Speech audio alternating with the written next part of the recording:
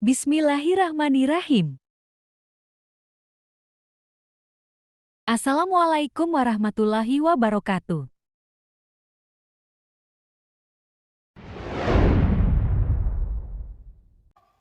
Bilal bin Rabah, siapa di antara kita yang enggak tahu Bilal bin Rabah? Dari budak belian, Bu. Ibu tahu budak zaman perbudakan dulu dijual di pasar. Jadi kayak sekarang nih di Jakarta nih saya pernah lihat namanya pasar kambing. Ibu pernah ke pasar kambing? Saya nggak pernah, Bu, cuman lewat doang. Ternyata pasar kambing beneran pasar kambing, yang dijual kambing semua. Segala macam jenisnya kambing. Bu, orang kalau mau lihat kambing, ada nggak yang lihat gue naksir nih meni kambing, hidungnya mancung? Nggak ada. Yang dilihat cuman, wah dagingnya banyak apa enggak nih? Kan begitu? Badannya sehat apa enggak nih? Itu aja yang dilihat. Nggak ada juga, nih kambing kayaknya pinter dah. Kita beli yuk.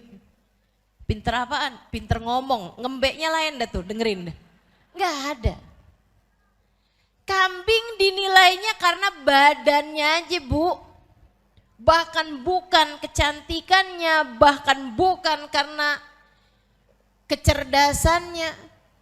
Dan melulu badannya aja yang dia lihat. Budak zaman dulu kayak begitu.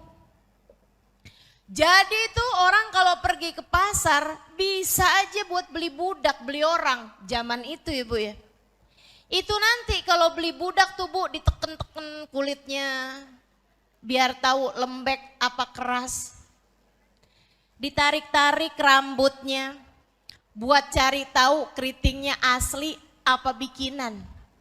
Karena katanya kulitnya semakin gelap, rambutnya semakin keriting lebih kuat. Yuk nih ibu-ibu lihat, inget-ingetin keriting apa? Keriting apa lurus? Kayak barang, kayak binatang. Padahal kan sebagai manusia ia lahir lengkap dengan perasaan dan akal pikiran. Bilal bin Rabah dari kalangan yang begitu. Cerita-cerita semacam ini saya berharap membuatmu besar hati, Bu, siapapun kamu. Jika kamu dekat sama Nabi Muhammad memuliakanmu.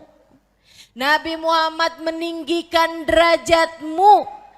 Nabi Muhammad membuatmu sebagai orang yang naik kelas.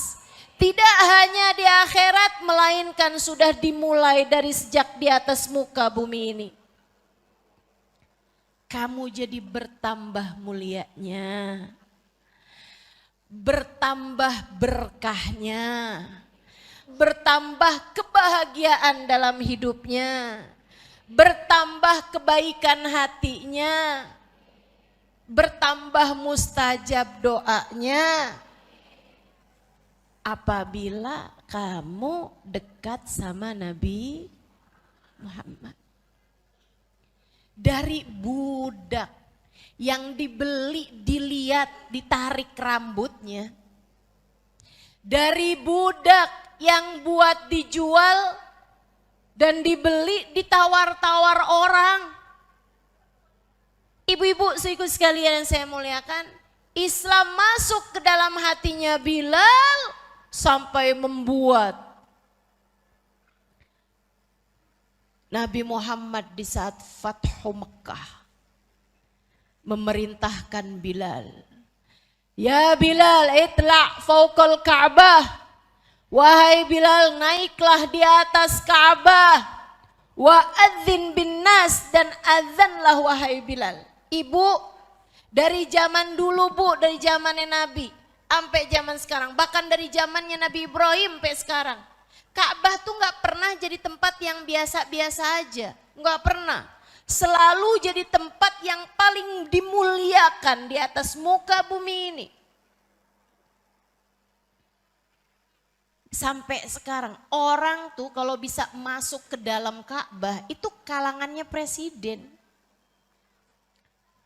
Orang biasa mau kamu ngajuin proposal ke pemerintahan Saudi Arabia, saya mau masuk ke dalam Ka'bah. Kagak dianggap ibu-ibu sekalian. Mau saya mau bayar 5 miliar buat bisa saya masuk ke dalam Ka'bah. Bisa? Gak bisa. Gak bisa. Ini ibu-ibu saudariku sekalian, Bilal bin Rabah bukan hanya masuk ke dalam Ka'bah, Nabi Muhammad memerintahkannya naik di atas Ka'bah. Dari seseorang budak yang ditawar orang ketika hendak dibeli. Dari seorang budak yang bahkan ketika dia memutuskan masuk Islam, dipukuli sama majikannya, digelandang di padang pasir panas kota Mekah. Akan tetapi, ia kemudian menjadi seseorang yang Nabi Muhammad perintahkan untuk naik di atas Ka'bah. Di atas muka bumi, Bilal di atasnya. Kemuliaan macam apa itu? Saudariku sekalian saya muliakan, dunia tuh, di dunia. Bilal jadi orang mulia ibu-ibu. Sampai habis wafatnya Nabi Muhammad, Bilal berangkat ke Irak, hijrah di Irak. Orang tuh, orang Irak manggil Bilal udah bukan Bilal lagi. Kalaupun manggil nama Bilal, di depannya dipakein Sayyidina Bilal. Dari budak belian menjadi Sayyiduna Bilal. Kebanyakan orang ketika memanggil Bilal bukan lagi namanya, akan tetapi ya sahib Rasulillah. Wahai sahabat Rasulullah. Ya sahib Rasulillah. Sampai ada datang seorang perempuan bawa anaknya hampir mati. Dia bawa ke rumahnya Sayyidina Bilal, ya sahib Rasulillah. Wahai sahabat Rasulullah, tolongin saya. Anak saya sakit, udah berapa hari saya bawa ke dokter macem-macem gak bisa sembuh. Udah nyaris koma bu anaknya bu, udah lemes banget, udah sakit banget, masuk makanan gak bisa, masuk minum gak bisa. Badan udah pucet pasi, gak bisa gerak lagi udah. Ya sahib Rasulillah, wahai sahabat Rasulullah, tolongin anak saya. Bilal masuk dulu ke dalam kamarnya, keluar dengan membawa sebuah baju. Dipakaikan baju itu kepada sang anak, diselimutkan sampai nutupin semua badannya. Karena baju dewasa, dipakai anak kecil kan ketutup semua. Sampai ke kepalanya, sampai ke matanya. Dia bilang, ya sahib Rasulillah, tolong baca-bacain anak saya. Berbuatlah sesuatu pada anak saya. Kata Sayyidina Bilal, tungguin bu, tungguin, biarin aja, tungguin. Mahlan alish, mahlan alish. Diemin aja anaknya. Tungguin semenit, 2 menit, 3 menit, subhanallah kayak ada aliran darah. Kayak ada aliran energi masuk ke dalam anak tersebut. Sampai kemudian sang anak mulai buka mata, sang anak mulai gerak-gerakin badan. Sang anak duduk, sang anak berdiri, sang anak memeluk ibunya. Sembuh seperti sedia kala kayak gak punya penyakit apa-apa. Ibunya girang banget. Makasih wahai sahabat Rasulullah, ya sahib Rasulullah, jazakumullah khair, jazakumullah khair. Makasih banyak, makasih banyak. Jadi orang yang sangat berkah. Dia pun nanya, pakaian apa ini yang kau pakaikan kepada anakku ini? Sayyidina Bilal tersenyum, kemudian mengatakan, innahu thawbu Rasulillah. Itu adalah bajunya Nabi Muhammad. Yang Nabi Muhammad hadiahkan kepada saya.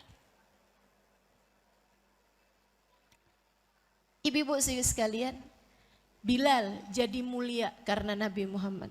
Ini baru di dunia, belum di akhirat. Nabi cerita ketika beliau Isra Mi'raj, Nabi kan diajak jalan-jalan tuh ke surga. Nabi dengerin suara sendal kena air, kayak sendal lagi di kamar mandi lagi wudhu gitu. Nabi nanya, ya Jibril, suara apa itu wahai Jibril di surga? Kok kedengeran suara sendal? Dzaka na'lu Bilal. Kata Sayyidina Jibril, itu adalah sendalnya Bilal bin Rabah.